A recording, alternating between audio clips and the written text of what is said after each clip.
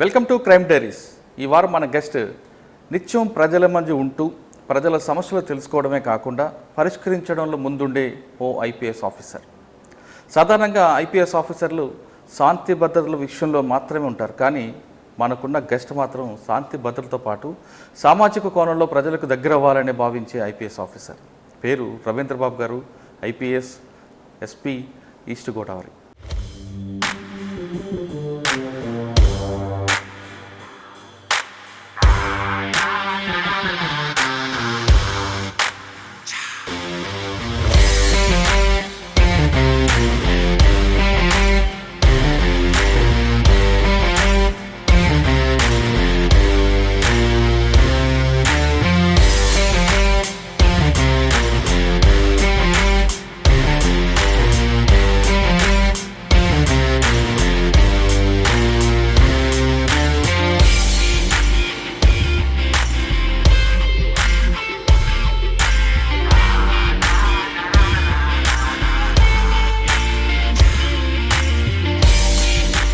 రవీంద్రబాబు గారు ఇంతకుముందు పనిచేసిన ప్లేస్లో కానీ డిఎస్పీగా పనిచేసిన టైంలో కానీ ఎక్కువగా ప్రజలతో మమేకవడానికి ఎక్కువగా ప్రాధాన్యత ఇస్తారు. కేవలం లా అండ్ ఆర్డర్ కాకుండా సోషల్ సంబంధించిన ఇష్యూస్లో కూడా పోలీసులు రోల్ చేయడం, పోలీసులు దగ్గరికి పోవడం, ప్రజలతో మమేకవడం ఆయనకి ఎక్కువగా ఇష్టం. అటువంటి గొప్ప వ్యక్తి, పోలీస్ డిపార్ట్మెంట్లో గుడ్ ఆఫీసర్ అని పేరు ఉన్న రవీంద్రబాబు గారు ఈ వారం గెస్ట్. రవీంద్రబాబు గారిని అడిగి మరిన్ని విషయాలు తెలుసుకుందాం. రవీంద్రబాబు గారు నమస్తే అండి. నమస్తే సార్. ఎక్కడో బలిమన్లో 2010లో కనబడ్డారు, పార్వతీపురం డిఎస్పీ. అప్పుడు తర్వాత మీ ఇంటర్వ్యూ ఎప్పుడు అడిగినా చేద్దామని 2021 తీసుకొచ్చారు. Okay sir. సాధారణంగా పోలీస్ ఆఫీసర్స్, ఐపీఎస్ ఆఫీసర్స్ అంటే అందరూ కాదు, కొంతమంది కేవలం టీపీఓకి పరిమితం అవ్వడం లేదా క్యాంపస్ పరిమితం అవ్వడం, మిగతా వాళ్ళందరూ చూడడం, సూపర్వైజింగ్ చేయడానికి ఎక్కువగా ఇష్టపడుతుంటారు. కానీ మీరు మాత్రం ఎక్కువగా ప్రజలతో ఉండడం, ఈరోజు ఒక దగ్గర ఉంటే ఇంకో రోజు ఇంకో దగ్గర ఉంటారు. ఇందాక ఎవరో చెప్తున్నట్లుగా ఒక జోన్ పేపర్లో అన్ని జోన్లో మీరు కనబడుతుంటారు అనేది వార్తలు వస్తుంటాయి. అంటే ప్రజలతో ఎక్కువగా మీకు మమ్మీ కావడం ఇష్టంగా కనిపిస్తుండొచ్చు, అది మంచి వర్కే కానండి సార్. అయితే ఇంకా మీకు డిపార్ట్మెంట్ వరకు వచ్చేసరికి తూర్పుగోదావరి జిల్లా ప్రస్తుతం ఎస్పీగా పనిచేస్తున్నారు. మిగతా జిల్లా క్రైమ్కి తూర్పుగోదావరి క్రైమ్కి డిఫరెన్స్ కనిపిస్తుంది. ఇక్కడ అంతా మిక్స్డ్ క్రైమ్ కనిపిస్తుంది. ఒక సైడ్ మావోయిజం ఉంటుంది, ఒక సైడ్ కమ్యూనిజం ఉంటుంది, మరొక సైడు జనరల్ క్రైమ్ కనిపిస్తుంది, సోషల్ క్రైమ్ కనిపిస్తుంది. ఇక్కడ కాకినాడ లాంటి సిటీలో రియల్ ఎస్టేట్ కనిపిస్తుంటుంది. ఈ డిఫరెంట్ క్రైమ్లో ఉన్నది ఎలాగ మీరు బేస్ చేసుకుని మీ ప్లాన్ ఆఫ్ యాక్షన్ ఏ విధంగా ఉంటుంది? మీరు అన్నట్లుగా గతంలో మీ సర్వీస్లో చూసుకుంటే ప్రజలకి అంత దగ్గర అవుతున్న పోలీసులు మీలాంటి వాళ్ళు ఉంటున్నా కూడా ప్రజలకి పోలీసుల మధ్యన ఆ గ్యాప్ అనేది ఎందుకు అది ఇంకా కంటిన్యూ అవుతుంది, పెరుగుతూనే ఉంది? ఈ రెండు విషయాల సమాధానం చెప్పే ముందు రవీంద్రబాబు గారి కుటుంబ నేపథ్యం, అసలు రవీంద్రబాబు గారు పోలీసు యూనిఫామ్ ఎందుకు వేసుకోవాలనుకున్నా చెప్పండి. I came from Kadapa district అండి. కడప జిల్లా నా నేటివ్ ప్లేస్. బ్యాక్గ్రౌండ్ మా ఫాదరు రైల్వే ఎంప్లాయీగా పనిచేస్తూ సబ్సిక్వెంట్గా ఆయన మళ్ళీ రాజకీయాల వైపు కూడా ఉన్నారు. ఫ్యామిలీ పరంగా వస్తే నాకు ముగ్గురు బ్రదర్స్, ఒక సిస్టరు. సో ఆ ముగ్గురు బ్రదర్స్ కూడా రైల్వేలో ఎంప్లాయీస్గా పనిచేస్తున్నారు. మా సిస్టర్ టీచర్స్గా పనిచేసి ఆమె రిటైర్ అయింది. సో అందరూ కూడా ఫ్యామిలీలో ఎడ్యుకేటెడ్, అందరూ కూడా ఎంప్లాయీస్గానే ఉండేవాళ్ళం. సో మొదటి నుంచి ఈ యొక్క స్టేట్ సర్వీస్ కానీ సివిల్ సర్వీస్ కానీ మై ఫాదర్స్ డ్రీమ్. మా ఫాదరు మమ్మల్ని, నన్ను కానీ మా బ్రదర్స్ని కానీ ఎవరైనా కూడా సివిల్ సర్వెంట్గా చూడాలని మాకంటే ఎక్కువ ఆయన డ్రీమ్ ఇది.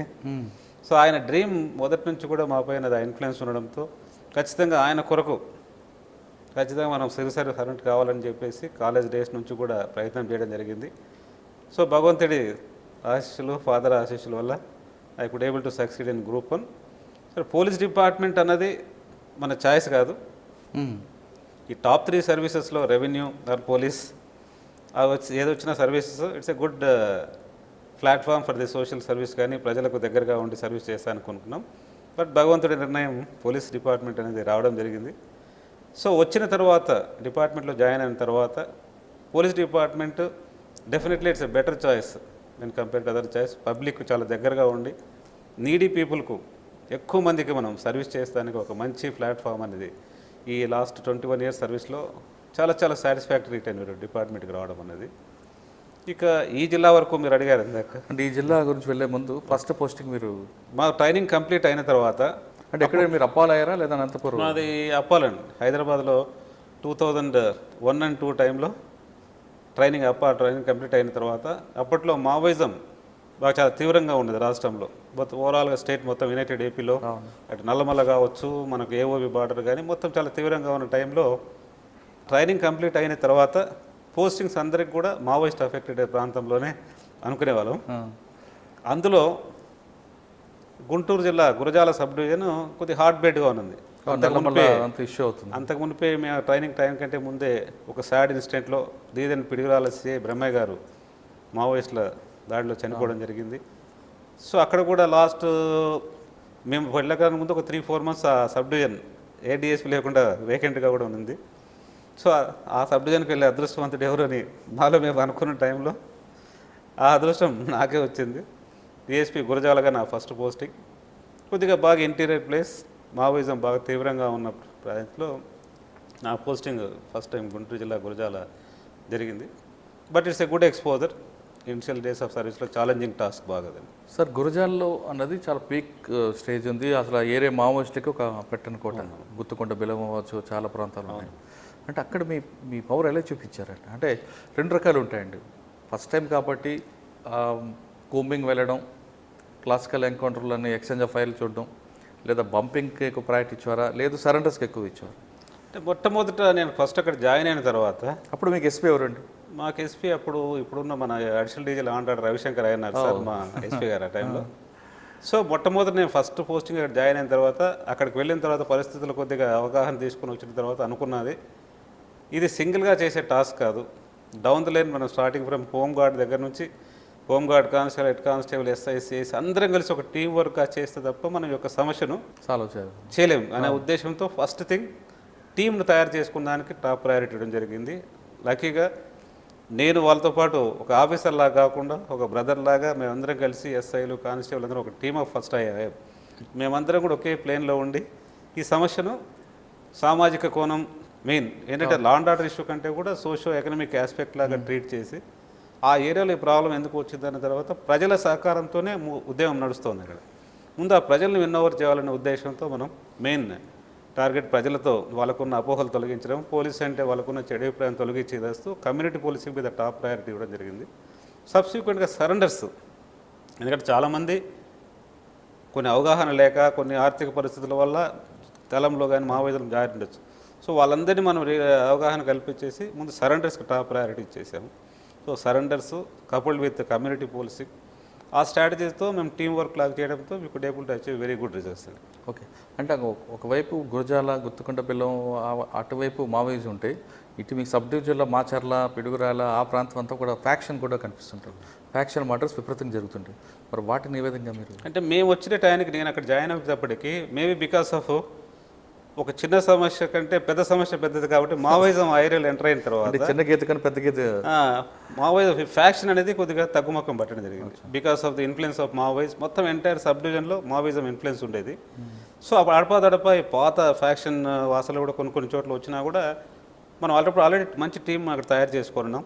We could able to get success with the public support, మంచి టీం వర్క్తో ఫ్యాక్షన్ అయితేనేమి మావోయిజాన్ని we could able to control చాలా ఎఫెక్టివ్గా అయినట్టు. సార్, ఫస్ట్ పోస్టింగ్ బాగా కూర్చుండిపోయిన ఒక కేసు అని చెప్పగలరు? కూంబింగ్ కానీ లేదా ఏదో మంచి case?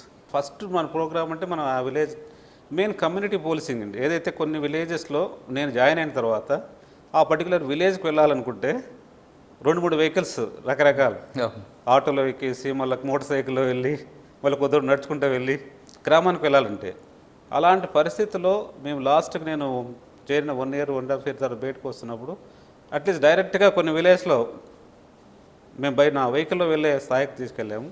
So that uniform వేసుకోనండి civil డ్రెస్లో? జనరల్గా ఆ టైంలో మోస్ట్ ఆఫ్ ది టైం మఫ్టీలోనే వెళ్ళాము. ఈవెన్ మఫ్టీలో వెళ్ళినా కూడా జనరల్గా మనం ఆఫీస్ సరౌండింగ్లో కూడా వాచ్ ఉండేది, బయటకు వచ్చిన వెంటనే ఇన్ఫర్మేషన్ వచ్చేది. సో ఆ నుంచి ధైర్యంగా పోలీసు వల్ల మనం బయటకు వెళ్ళే పరిస్థితి వచ్చింది. ఆ పోస్టింగ్లో ఎప్పుడైనా ఎక్స్చేంజ్ ఆఫ్ ఫైర్ కానీ కోంబింగ్ కానీ ఉందా మీకు బాగా గుర్తుండిపోయింది? నేను ఎందుకంటే ఇనిషియల్ డేస్లో క్యాడర్కు మన మోటివేషన్ ఇవ్వాలని చెప్పి దాంట్లో భాగంగా ఇనిషియల్ డేస్లో అలాంగ్ విత్ ది మా యొక్క స్పెషల్ పార్టీస్తో పాటు మా ఫోర్స్తో పాటు many times I went to the field, especially Durgi, Veldurthi, తర్వాత అక్కడ మాచర్ల, నాగార్జున సాగర్ ఆ సరౌండింగ్ ఏరియాలో ఫారెస్ట్ ఏరియాలో ఒక మన లీడర్గా వాళ్ళతో పాటు పార్టిసిపేట్ చేస్తే వాళ్ళకు కూడా ధైర్యం వస్తుంది. దాంతో మొట్టమొదట చాలా ఆపరేషన్స్లో personally I went to the along with the parties. ఎక్కడైనా ఎక్స్చేంజ్ ఆఫ్ ఫైర్ ఎదుర్కొన్నారా? కొన్ని జరిగాయి, అంటే మన not to discuss on this forum. Gurajala తర్వాత ఎక్కడికి వచ్చారండి? గురజాల అయిన తర్వాత నెక్స్ట్ మా 2004 ఎలక్షన్స్ వరకు గురజాల ఉన్నాను. 2004 ఎలక్షన్ గురజాలలో ఎలాంటి సింగిల్ ఈవెంట్స్ జరగకుండా, మావోయిస్ట్ ఇన్సిడెంట్స్ జరగకుండా సక్సెస్ఫుల్గా కంప్లీట్ చేసిన తర్వాత I was posted to Warangal rural sub division. అది ఇంకొక సెక్టర్. అది అంటే అక్కడ ఒక నేపథ్యం ఏమిటంటే అది ఆల్మోస్ట్ మావోయిజానికి ఒక పుట్టినిల్లు లాంటిది వరంగల్ జిల్లా.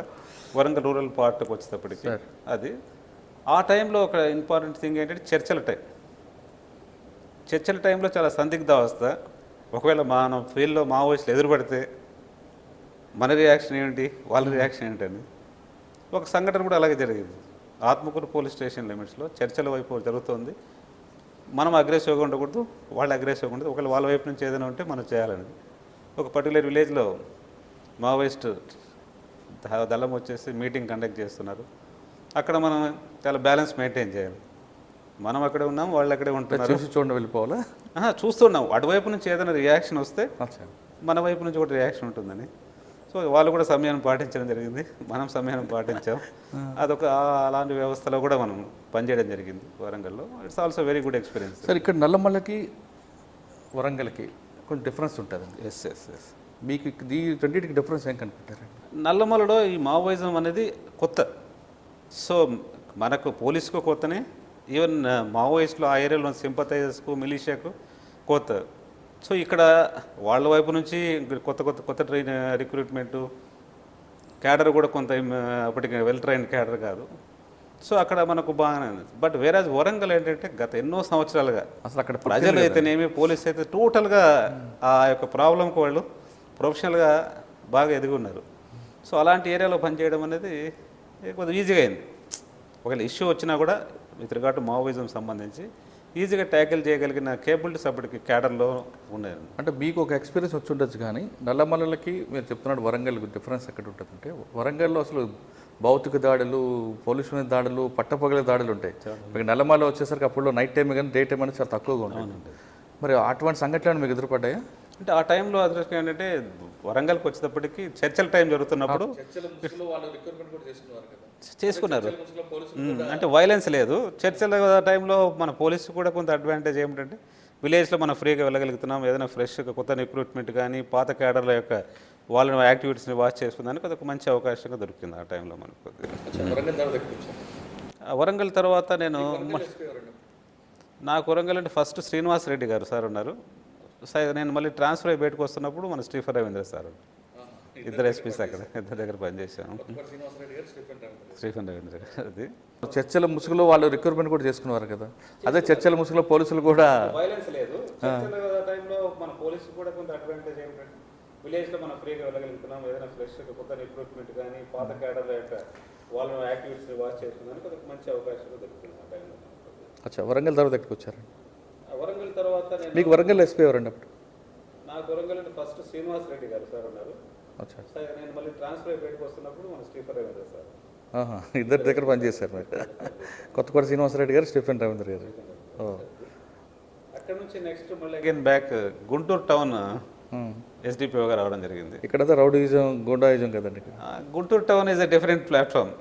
టోటల్గా ఈ వైట్ కలర్ ఆఫెన్సెస్ ఉంది. తర్వాత రౌడీజం కొద్దిగా ఫేమస్ అయ్యారు Guntur town sub division. Urban policing కూడా డిఫరెంట్గా ఉంటుంది. అది కూడా ఇట్స్ ఎ డిఫరెంట్ ఛాలెంజింగ్. ఎక్కడ పనిచేసిన అక్కడ కూడా అంటే అర్లియర్ నేను గురజాలలో పనిచేసిన కొంత ఎక్స్పీరియన్స్ కావచ్చు, గుంటూరు జిల్లాలతో అనుబంధంతో అక్కడ కూడా I believed in that team work కాన్సెప్టే. I could able to select very good people. So అందరి టీంను మనం తయారు చేసుకున్న తర్వాత మన ఐడియాలజీ ఏంటి, మనం చేయాల్సిన ఫస్ట్ ఫంక్షనింగ్ అందరినీ కన్విన్స్ చేసి అందరం ఒకే ప్లేన్లో వర్క్ చేసేలాగా మనం సక్సెస్ చేసాం. సార్, గుంటూరు మీరు డిఎస్పీగా ఉన్నప్పుడు క్లబ్బుల వ్యవహారం చాలా ఎక్కువ ఉండేది. ఎల్వీఆర్ క్లబ్బులు అంటూ క్లబ్బులు. ఆ క్లబ్బుల వైపు చూస్తే ఆ పోలీస్ అధికారి ట్రాన్స్ఫర్ అవ్వడం ఖచ్చితంగా జరుగుతుంటాయి. మీకు మరి అక్కడ వాళ్ళ వైపు నుంచి ఏమైనా? లేదండి, మేము అక్కడ వాళ్ళ వైపు నుంచి మనకేం రాలేదు. రైడ్ కూడా చేసాము. మీ వైపు నుంచి వాళ్ళకు ఉండేదా? రైడ్ కూడా చేసాము, ఒక కేసు కూడా ఫేస్ చేసాము అప్పుడు. బట్ తర్వాత సబ్సిక్వెంట్గా ఇంకా మన వల్ల ఏంటంటే మనం టచ్ చేసినా కూడా మన పద్ధతి ఇదే అనుకున్నట్టున్నారు. మరి వాళ్ళు కూడా రౌడీజన్ ఏ విధంగా కంట్రోల్ చేసేవారంటే కౌన్సిలింగ్ చేసేవారా? ఎందుకంటే అప్పట్లో కొంతమంది ఎస్పీలు కౌన్సిలింగ్ పేరు బట్టి తీసుకొచ్చి వాళ్ళు బై ఆల్ మీన్స్ ఏంటి, బై ఆల్ మీన్స్ విజిబుల్ కానీ ఇన్విజిబుల్ కానీ రౌడీ యాక్టివిటీ అనేది మనం డెఫినెట్గా టాలరేట్ చేయమనే మెసేజ్ త్రూ రెగ్యులర్ కౌన్సిలింగ్ అనుకోండి.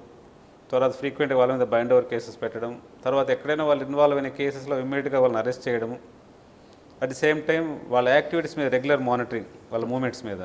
ఎందుకంటే ప్రతి ఇంపార్టెంట్ ఫెలోస్కు మనం షాడో పార్టీస్ లాగా ఏర్పాటు చేసి వాళ్ళ మూమెంట్ చేసి ఎక్కడైనా ఇల్లీగల్ యాక్టివిటీస్ చేస్తే ప్రయత్నం చేస్తుంటే ముందుగానే ప్రివెంటివ్ మెజర్స్లో భాగం చేసినప్పుడు మేజర్ రౌడీ ఎలిమెంట్స్ ద్వారా నేను గుంటూరు టెన్యూర్లో ఉన్నంత వరకు పెద్ద మేజర్ ఎపిసోడ్స్ అయితే జరగలేదు. అక్కడ మీ పనిచేస్తున్న టైంలో మీకు బాగా గుర్తుంటున్న కేసు ఏమన్నా? అంటే సార్ కరెక్ట్ గుర్తులేవు కానీ many cases are there Guntur టౌన్లో, ఎస్పెషల్లీ ఉమెన్ రిలేటెడ్ ఇష్యూస్ పైన.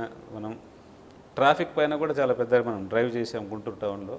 కేసెస్ అంటే ఇప్పుడు రైట్ నో గుంటూరు తర్వాత గుంటూరు టౌన్ చేసిన తర్వాత అక్కడ నుంచి నెక్స్ట్ అర్లీగానే పార్వతీపురం ఓఎస్డీగా వెళ్ళాను. అంటే OSD post additional SP, but in the cadre of DSP I was posted as Parvathipuram OSD. అది ఒక న్యూ ఎక్స్పీరియన్స్. ఏంటంటే ఆ పార్వతీపురం ఓఎస్డీ పోస్ట్ క్రియేట్ అయిన తర్వాత నేనే ఫస్ట్ పోస్టింగ్ అక్కడ. సో అక్కడ దీనికి అది మీరు వెళ్ళకముందే పార్వతీపురం పొల్యూషన్ బ్లాస్ట్ కూడా జరిగింది అక్కడ. మావోయిస్ట్ యాక్టివిటీ బాగా ఉన్నది, సంఘటనలు జరుగుతున్నాయి. అక్కడ సాలూరు దగ్గర కోర్టులో సీఎన్ కాల్చి గాంధీ గారిని పైన అటాక్ చేయడం జరిగింది. తర్వాత ఏఓబి బార్డర్లో ఉండడము, చుట్టూ రాయగఢ్ కోరాపుట్ జిల్లాల బార్డర్లో ఉంటుంది. సో వాటన్నిటిలో కూడా జిల్లాలకు కొద్దిగా అక్కడ కూడా కోమింగ్ చేసేవారు. ఓఎస్డీ అంటే OSD is totally Maoist operations overall incharge. Sir మీరు వరంగల్ చేశారు, నల్లమల చేశారు, ఏఓబీకి వచ్చారు. కానీ మూడింటికి యొక్క టోపోగ్రఫీ డిఫరెంట్ కనిపిస్తారు. మీకు ఏఓబీలో ఆ టెరెంటెన్స్ అన్ని కూడా చాలా పెద్ద పెద్దగా ఉంటాయి. మీకు మరి కూమింగ్లో ఎక్కడ కూడా ఇబ్బంది పడలేదా?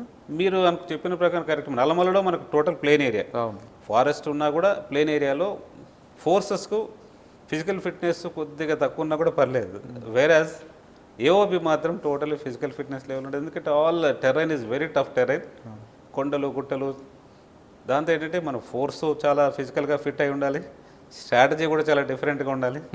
మనం ఏరియాకి ఎంటర్ కావాలంటేనే కొండలు గుట్టలు ఎక్కుతున్నప్పుడు వాళ్ళకి అడ్వాంటేజెస్, మావోయిస్లకు అడ్వాంటేజ్, ఎందుకంటే వాళ్ళ ఫారెస్ట్లో ఉంటారు.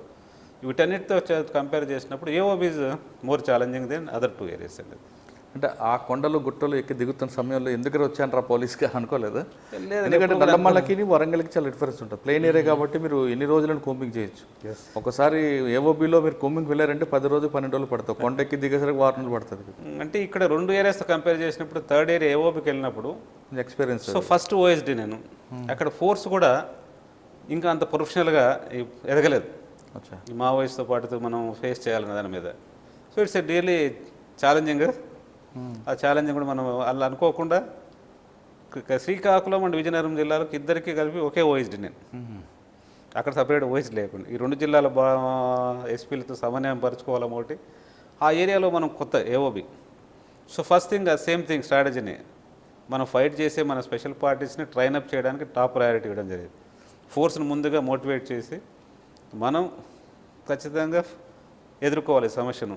దానికి కావాల్సిన అర్హతలు ఏంటి? మనం ఫిజికల్గా ఫిట్ ఉండాలి, టాక్టిఫుల్గా కూడా మనం ఫిట్ ఉండాలి. కాబట్టి ట్రైనింగ్స్ మీద ఎక్కువ దృష్టి పెట్టి ఫిజికల్ ఫిట్నెస్ను పెంచుకొని ఫోర్స్ను మనం మోటివేట్ చేసి ఇష్టపడి ఆపరేషన్లకు వెళ్ళేలాగా ఫోర్స్ను మనం మోటివేట్ చేయాలనే ఉద్దేశంతో టార్గెట్ పెట్టుకున్నాం.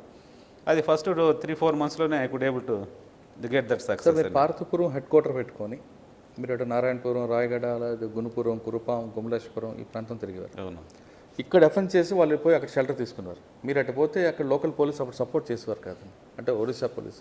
మరి ఆ ప్రాబ్లం మీరు ఎలాగో షార్ట్ అవుట్ చేసుకున్నారు? అంటే లక్కీగా ఇనిషియల్ డేస్లో మన కోఆపరేషన్ కొద్దిగా లేకుండా, కానీ లక్కీగా మనమే ప్రొయాక్టివ్తో నేను ఇమ్మీడియట్గా I use to visit Koraput, రాయగఢ్తో వెళ్ళి ఆ ఎస్పీస్తోనూ వాళ్ళ ఆపరేషన్తో నేను రెగ్యులర్గా మాట్లాడుతూ మా వైపు నుంచి 100% కోఆపరేషన్ మన వైపు ఉంటుందని చెప్పేసి వాళ్ళని మనం కన్విన్స్ చేయగలిగాం.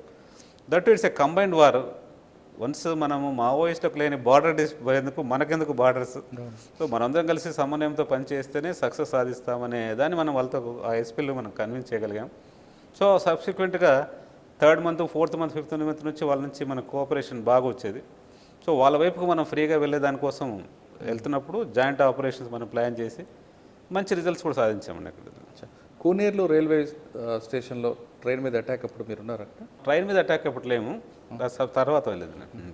అంటే మీకు మంచి రిజల్ట్ వచ్చాయి అంటున్నారు అక్కడ మా పార్వతీపురం ఏరియాలో. మీకు గుర్తుండిపోయి సార్ 2 ప్లేసులు అని చెప్పగలరు?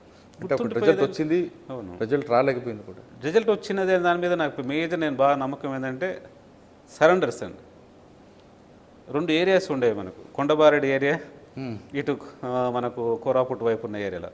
కొండబారెడ్డి ఏరియా మాకు కొరకరాని కోయలాగా ఉండే టైంలో మెయిన్ నాగావళి దళం ఉండాలండి, ఉండేది నాకు ఉండేది. కొండబారెడ్డి ఏరియా నుంచి వెళ్ళిన దళం క్యాడర్ అంతా కూడా ఆ లోకల్ క్యాడర్. సో వాళ్ళకు అదే ట్రైబ్ కమ్యూనిటీ లీడర్స్ కాబట్టి ఎక్కువ వాళ్ళకే సపోర్ట్ ఉంటుంది. దాన్ని మనం అధిగమించాలంటే ఫస్ట్ కమ్యూనిటీ పోలీసింగ్ ఒకటి చేస్తూ సబ్సిక్వెంట్గా కోమింగ్ ఆపరేషన్స్ చేయడంతో పాటు సరెండర్స్ పైన ఎక్కువ మనం ప్రెజర్ చేయగలిగినాం, ఫోకస్ పెట్టేటప్పటికీ మనం ఆ ఏరియా నుంచి మళ్ళీ బయటకు వచ్చేటప్పటికి ఒక ఎంటైర్ ఆపరేషన్ కొండబారెడ్డి ఏరియా కమిటీని మనం జీరో చేసేసాం ఆపరేషన్ ఏరియా నుంచి. అది డెఫినెట్గా సాటిస్ఫాక్షన్. దాదాపు ఒక 10 ర్యాంక్స్ను సరెండర్ చేయించగలిగాము. తర్వాత విత్ కోఆపరేషన్ ఆఫ్ అదర్ మనం ఆఫీసర్స్ అందరితో ఇంపార్టెంట్ మనం అనుకో పోలీస్ అండ్ మావోయిస్ట్ జరిగిన ఎక్స్చేంజ్ ఆఫ్ ఫైర్లో మన ఇంపార్టెంట్ మంచి గుడ్ రిజల్ట్స్ కూడా వచ్చాయి. Not to name the cadres now, very good. But అందరికంటే కూడా ఆఫీసర్స్ కూడా ఏదైతే మనం మోటివేట్ చేసినామో ఆఫీసర్లందరికీ కూడా మనం ప్రమోషన్స్ ఆస్పెక్ట్లో కానీ బెనిఫిట్స్ మనం చాలా ఇప్పించగలిగాం ఆ పీరియడ్లో. సార్ పార్వతీపురంలో ఒకవైపు మా నక్సల్స్ మూమెంట్ ఉంది, దాన్ని అడ్డం పెట్టుకొని ఈ సారా గ్యాంగ్ ఒక విపరీతంగా ఉండేదండి. మీరు వాటిని అంటే ఇనిషియల్ డేస్లో మన main problem is menace of మావోయిజంగా నక్సల్స్ యొక్క యాక్టివిటీస్ మీద దృష్టి పెట్టేవాళ్ళం. మళ్ళీ over a period of time once మనకి ఏరియా మీద గ్రిప్ వచ్చిన తర్వాత సబ్సిక్వెంట్గా దాని మీద దృష్టి పెట్టాం. బట్ ప్రయారిటీ ఎప్పుడు కూడా మావోయిస్ట్ యాక్టివిటీ. ఎందుకంటే ఈ సారా వీళ్ళ యాక్టివిటీస్ని వీళ్ళని మనం ఈజీగా కంట్రోల్ చేయొచ్చు through law and order police అయినా. బట్ మావోయిజం కంట్రోల్ దాని మీద టాప్ ప్రయారిటీ. అంటే అప్పట్లో సారా కాంట్రాక్ట్లు ఎంత స్ట్రాంగ్ ఉండేవారంటే డైరెక్ట్గా పోలీస్ స్టేషన్గా తీసుకొచ్చి డబ్బులు ఇచ్చే కాంట్రాక్టర్ కనబడేవారు. అంటే మీ ఇందాక చెప్పాను కదా, చిన్న సమస్యతో కంపేర్ చేసినప్పుడు మనం పెద్ద సమస్య మీద ఎక్కువ దృష్టి పెట్టాలి. అంటే వాళ్ళు మీ దగ్గర ఎప్పుడైనా వచ్చారా, ఎదురుపడ్డారా అలాగని? అంటే మనం ఇప్పుడు ఇది టాక్టికల్ ఇష్యూ అది ఇప్పుడు మనం డిస్కస్. సరే, పార్వతీపురం ఉన్నప్పుడే మీకు బలిమల ఇష్యూ, అసలు ఆ రోజు ఏం జరిగిందండి? చాలా అన్ఫార్చునేట్. పోలీసు మన చరిత్రలో మీకు ఎన్ని గంటలకు ఇన్ఫర్మేషన్ వచ్చింది, మీరు ఏ రూట్లో వచ్చారు? వెరీ అన్ఫార్చునేట్ ఇన్సిడెంట్ అది. మనకు ఆ సంఘటన జరిగిన తర్వాత ఆఫ్టర్నూన్ కమ్యూనికేషన్ వచ్చేసి ఇమ్మీడియట్గా you to rush up to Balimela అని చెప్పారు. నేను వాజ్ ఓఎస్ డివిజన్ అని బట్టి దట్ రెస్క్యూ అండ్ టీంలో భాగంగా నన్ను కూడా రమ్మన్నారు. ఆ టైంలో ఆల్మోస్ట్ వెరీ రిస్కీ రూట్, ఈ కోరాపుట్ మీదుగా ఇట్స్ ఆల్మోస్ట్ యాంటిసిపేటెడ్ రూట్. ఈ డెఫినెట్గా పోలీస్ రెస్క్యూ టీమ్స్ అదే రూట్లో రావాలని. బట్ అక్కడ జరిగిన సంఘటనను దృష్టిలో పెట్టుకొని ఖచ్చితంగా మన అవసరం అక్కడ ఉందన్న దాని మీద మనం కోరాపుట్ మీదుగా త్రూ మల్కాన్గిరి కోరాపుట్ మీదుగా అక్కడ రీచ్ అవ్వడం అయితే లేట్ ఇన్ ద నైట్. చాలా దూరం కదండి. త్రూ రోడ్డే, టోటల్ రోడ్ జర్నీ చేసాము. దట్ ఎక్కువ ఫోర్స్ తీసుకెళ్ళినా కూడా విల్ గెట్ ఐడెంటిఫైడ్ అని చెప్పి వెరీ మినిమల్ నేను నా గన్మెన్స్తో మఫ్టీలో ఆ రోడ్ కొంత రిస్క్ తీసుకొని పోవడం జరిగింది. బట్ ఒక మంచి సంకల్పంతో ఒక మంచి ఆపరేషన్ కోసం పోయాం కాబట్టి అక్కడ మనకి ఏం జరగలేదు. సంతోషం. సార్, మీరు బలిమల రిజర్వాయర్ దగ్గరికి వెళ్ళేసరికి సిచ్యువేషన్ ఏముందండి? ఇట్స్ టోటల్లీ ఇంకా panic situation, nobody is there. ఎందుకంటే అక్కడ జరిగిన సంఘటన తర్వాత ఫోర్సెస్ రీచ్ అవ్వాలన్నా కూడా అన్ని ప్రికాషన్ తీసుకొని రావాలి. మేము తర్వాత అప్పుడున్న మన వైజాగ్ రూరల్ ఎస్పీ గారు, తర్వాత గ్రేహౌండ్స్ జేసీ గారు, తర్వాత అప్పుడున్న ఐజీ మన రాజీవ్ త్రివేది సార్, సో వాళ్ళందరూ కూడా మనం ఆ ఏరియాకు రీచ్ అయ్యాం.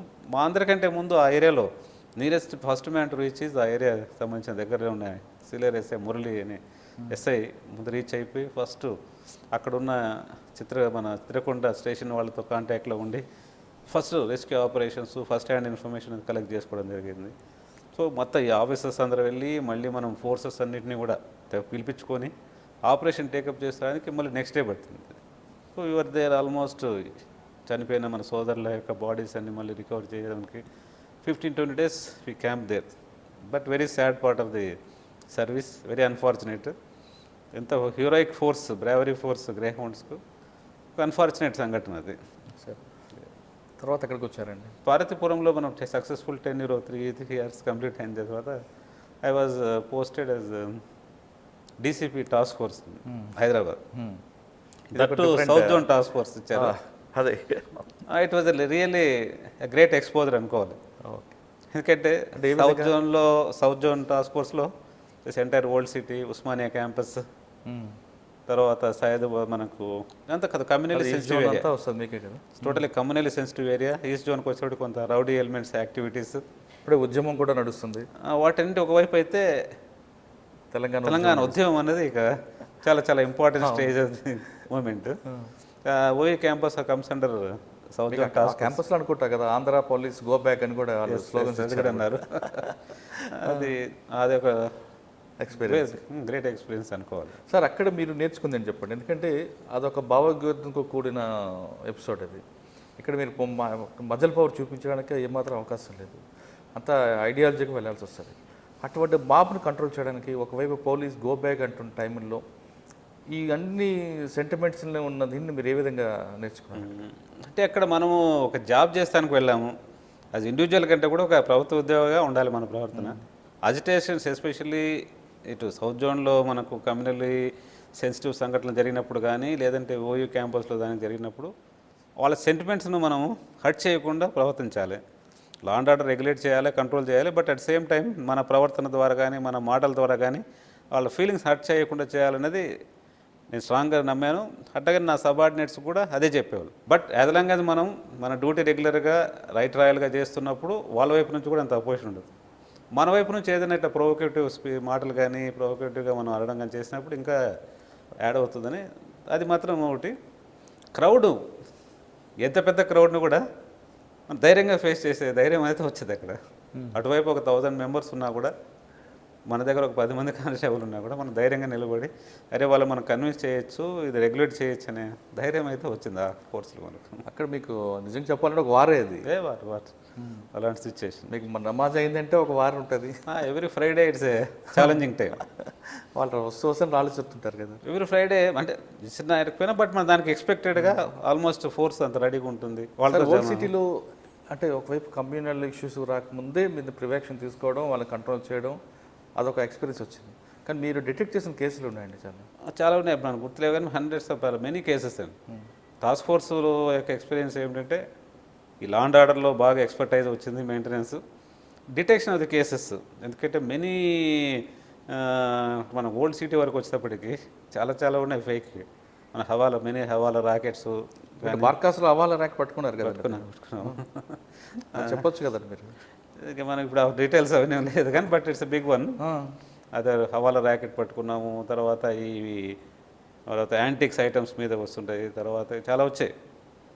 వాటన్నిటికంటే కూడా లా అండ్ ఆర్డర్లో ఎస్పెషల్లీ కర్ఫ్యూ ఒకసారి వచ్చింది మనకు ఓల్డ్ సిటీలో. 15 days కర్ఫ్యూలో ఎలా మన హౌ టు ప్రజల యొక్క సెంటిమెంట్ రేఖ ఖాన్ గారు అనుకుంటా కదా.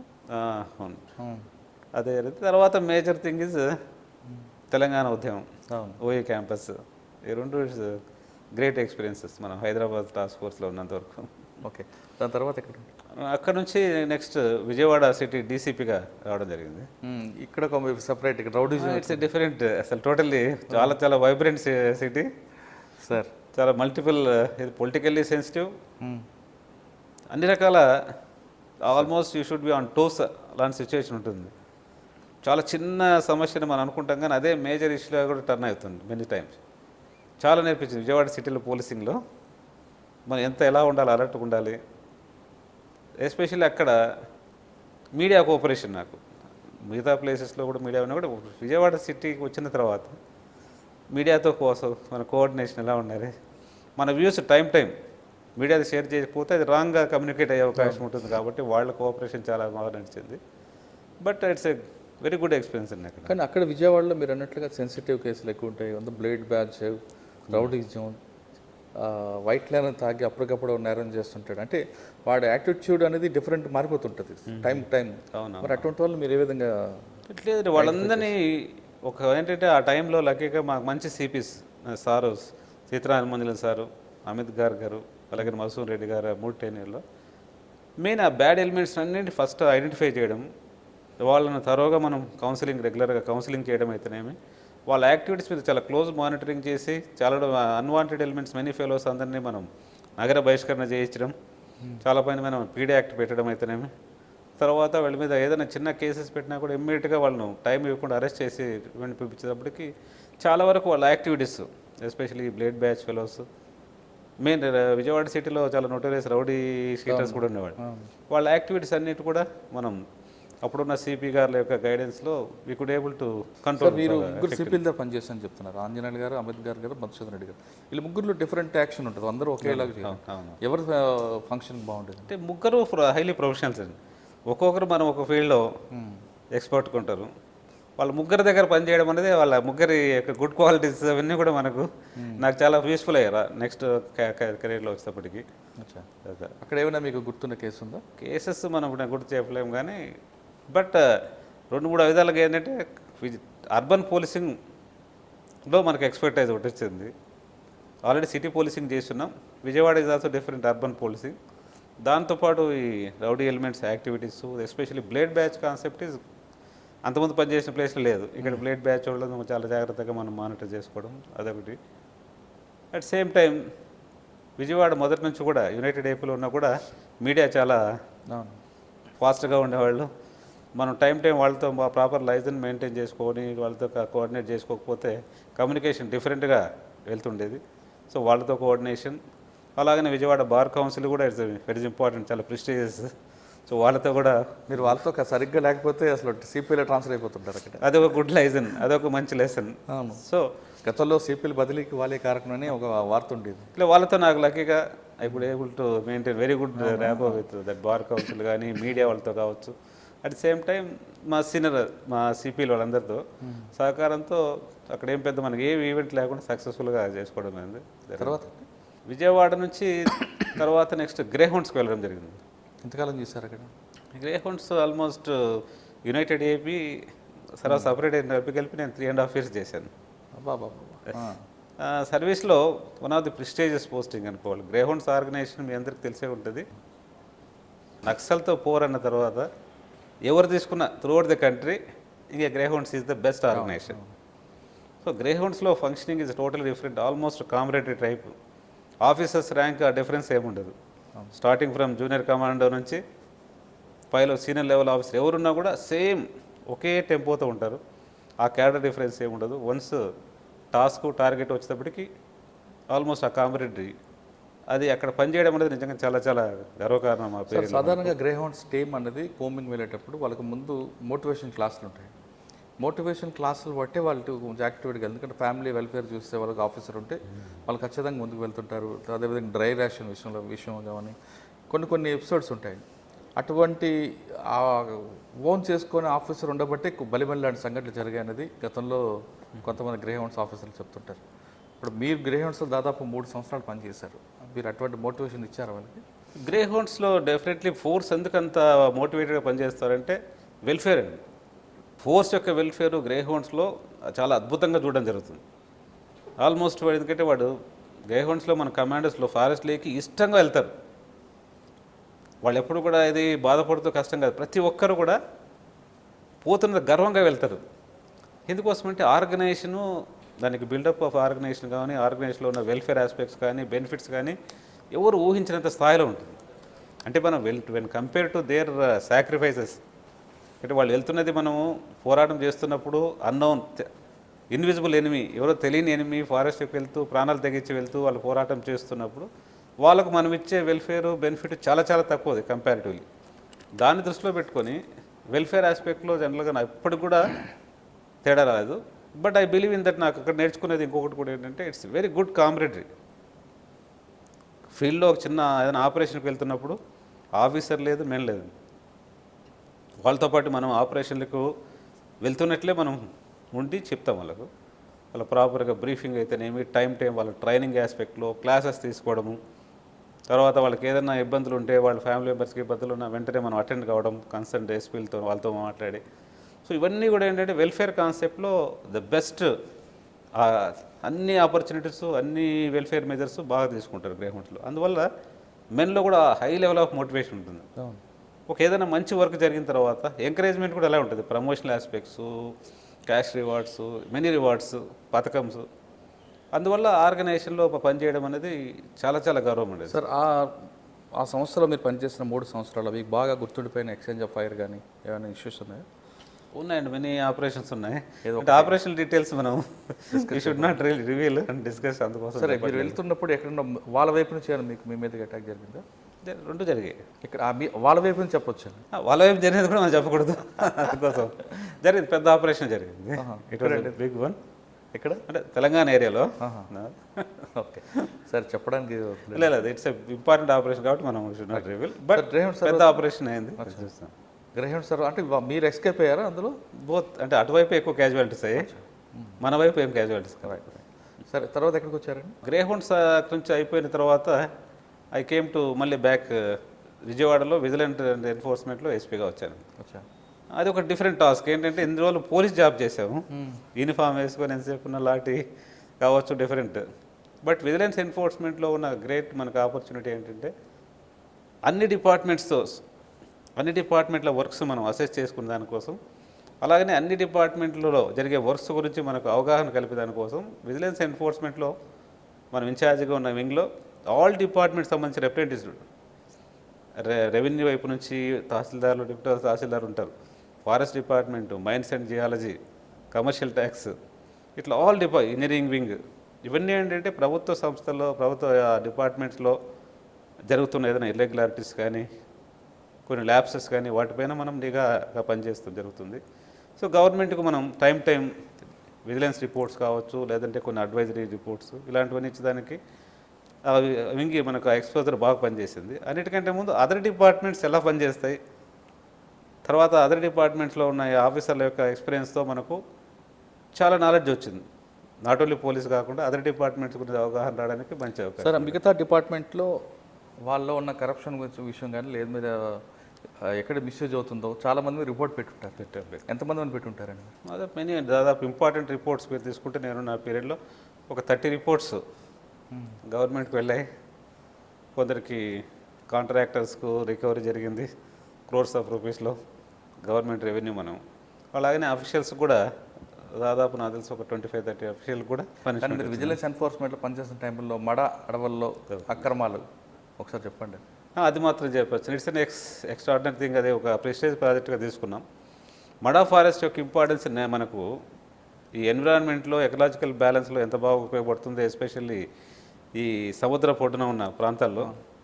మడా ఫారెస్ట్ ఉండడం వల్ల it acts as a big barrier. ఎప్పుడైనా మనకు తుఫాన్లు వచ్చినప్పుడు కానీ అలాంటి టైంలో దాని యొక్క ఇంపాక్ట్ దాదాపు 25-30% రెడ్యూస్ చేయగలుగుతుంది, దివిసీమ ఉప్పన ఇలాంటివి కానీ వచ్చినప్పుడు. సో అలాంటి ఫారెస్ట్ కొంతమంది స్వార్థ ప్రయోజనాల కోసం, చేపల చెరువులు కావచ్చు, రొయ్యల చెరువుల కోసం ఫారెస్ట్ను ఎక్కడంటే కూడా మనం వాళ్ళు డిఫారెస్టేషన్ కొట్టిపడేసి చెరువులు పెంచి చేసుకోవడం కావచ్చు, ఇండస్ట్రీస్ పేరున కొంతమంది ఆక్యుపై చేసుకుందాం. సో దాన్ని దృష్టిలో పెట్టుకొని దాదాపు ఒక 25,000 హెక్టేర్స్ ఆఫ్ మడా ఫారెస్ట్ని మనం, అదొకటి ఆ ఫారెస్ట్లో ఉన్న ఏదో బయోడైవర్సిటీ ఉంటుంది కదా, rare species like fishing cat, ఇలాంటి వాటిని కూడా మనం ప్రిజర్వ్ చేయాలంటే ఫారెస్ట్ను ప్రిజర్వ్ చేసే అవసరం ఉందని దాని మీద ఒక డీటెయిల్గా మనం చేసి గవర్నమెంట్ కూడా రిపోర్ట్ పంపించాం. ఏదైతే 25,000 ఫారెస్ట్ ల్యాండ్ మనం ఏదో మన రెవెన్యూకి ఇచ్చేసి మళ్ళీ దాన్ని డీనోటిఫై చేసాను కొరకు మన రిపోర్ట్లో రికమెండ్ చేసినప్పుడు చీఫ్ సెక్రటరీ లెవెల్లో మళ్ళీ అది మీటింగ్ రివ్యూ జరిగి నౌ దట్ మడా ఫారెస్ట్కు కొంత ఇప్పుడు ప్రొటెక్షన్ రావడం జరిగింది. సో ఆ ఫారెస్ట్ మళ్ళీ ఒక రాజకీయ పార్టీకి సంబంధించిన వ్యక్తులు మీ మీద కక్ష కట్టారని వాళ్ళే మిమ్మల్ని అక్కడి నుంచి బదిలీ చేయించడానికి లేదు, అలాంటిది ఏమనుకోను. బట్ కొంతమంది ఏంటంటే జనరల్గా ల్యాండ్ ఈ మడా ఫారెస్ట్లో బిజినెస్ ఇది చేసుకునే వాళ్ళందరికీ కూడా కొంత ఇబ్బంది అని ఉండొచ్చు. అయినప్పటికీ government has taken a strong stand. ఆ ఫారెస్ట్ని ప్రొటెక్ట్ చేయడానికి తగిన చర్యలు సబ్సిక్వెంట్గా తీసుకున్నారు. Now it is being protected properly. అంటే మడ అడవుల్లో ఈరోజు నిలబడ్డాయంటే ఒక విధంగా రవీంద్ర కొంత టోటల్ అని చెప్పలేము, కొంత నా కాంట్రిబ్యూషన్ కూడా ఉంది. ఓకే, అక్కడి నుంచి ఎక్కడ విజిలెన్స్ ఎన్ఫోర్స్మెంట్? విజిలెన్స్ ఎన్ఫోర్స్మెంట్ తర్వాత అక్కడ నుంచి నెక్స్ట్ వైజాగ్ డీసీపీగా వెళ్ళడం జరిగిందండి. వైజాగ్ డీసీపీ అంటే లక్కీగా మన యునైటెడ్ ఏపీలో ఉన్న 3 ఇంపార్టెంట్ సిటీస్లో పనిచేయడానికి అవకాశం దొరికింది. మన హైదరాబాద్ సిటీలో టాస్క్ ఫోర్స్ చేసాము, Vijayawada city DCP and Vizag city DCP. వైజాగ్లో మాకు మహేష్ లడ్డా గారు సిపి. సో అప్పుడు జస్ట్ బిఫోర్ ఎలక్షన్స్ ముందు ఒక 8 months ముందు అక్కడికి వెళ్ళడం జరిగింది. Vizag city when compared other 2 cities compared is peaceful city. Major issues అయితే పెద్ద law and order issues wise ఏం ఉండదండి. ప్రజలు కూడా చాలా కానీ ల్యాండ్ గ్రాబర్స్ ఎక్కువ కదండి. ఆ టైంలో మనకు ఈ అప్పట్లోనే సిట్ ఒకటి ఫామ్ అయినది మేము వెళ్ళకముందు. అవును. ఆ సిట్ ఒక ఇన్వెస్టిగేషన్ కూడా ఆ టైంలో జరుగుతున్నది ఆ ల్యాండ్ గురించి. But law and order issue పెద్ద పెద్ద మేజర్ కేసెస్ అయితే ఉండేది కాదు. Peace loving people. Traffic issues కూడా మేజర్, ఎందుకంటే రోడ్ నెట్వర్క్ అంతా బాగానే ఉండేది. బట్ ఆ టైంలో మేజర్ టాస్క్ ఏంటంటే elections year. So elections preparedness చాలా సిస్టమేటిక్గా మన మహేష్ లడ్డా గారు సిపి గారు ఆయనకున్న రిచ్ ఎక్స్పీరియన్స్తో, అంతకుముందు అర్లియర్ సారు మేము హైదరాబాద్ సిటీలో కలిసి పనిచేయడం జరిగింది. అట్లాగనే విజయవాడ సిటీలో పనిచేయాలి. కానీ ఆయన గ్రే హౌండ్స్లో జీసీ ఉన్న టైంలో నేను ఓఎస్ డివిజనర్ ఉండేవాళ్ళం. ఇట్లా ప్రీవియస్ ఎక్స్పీరియన్స్తో సారు నేను వారి యొక్క ఎక్స్పీరియన్స్తో వారి గైడెన్స్తో elections preparation to the elections చాలా పద్ధతిగా చేసుకొని ఎలాంటి సంఘటనలు ఈవెంట్లు ఏం చేయకుండా మనం 2019 ఎలక్షన్ పీస్ఫుల్గా చేస్తానికి ఒక మంచి అవకాశం దొరికింది. ఓకే, అక్కడ ఎంతకాలం పనిచేస్తారండి? అక్కడ అరౌండ్ 8 months చేసి 8 months తర్వాత ఎలక్షన్స్ తర్వాత వెంటనే కృష్ణా జిల్లా ఎస్పీగా రావడం జరిగింది. సో కృష్ణా జిల్లా ఎస్పీ మీరు ఇప్పటికే టాస్క్ ఫోర్స్ చేశారు. తర్వాత చాలామంది సీనియర్ ఆఫీసర్లతో మీకు ఎక్స్పీరియన్స్, ఇవన్నీ కలిపి కృష్ణా జిల్లాలో ఏ విధంగా చూపించారు? ఎందుకంటే మీరే బాస్. కృష్ణా జిల్లా ఇట్స్ ఆల్రెడీ మనం అంతకుముందు పనిచేసిన ఎక్స్పీరియన్స్ ఉండడం వల్ల జిల్లా పైన కొంత అవగాహన ఉంది. But Krishna district politically sensitive బాగా ఉండేది.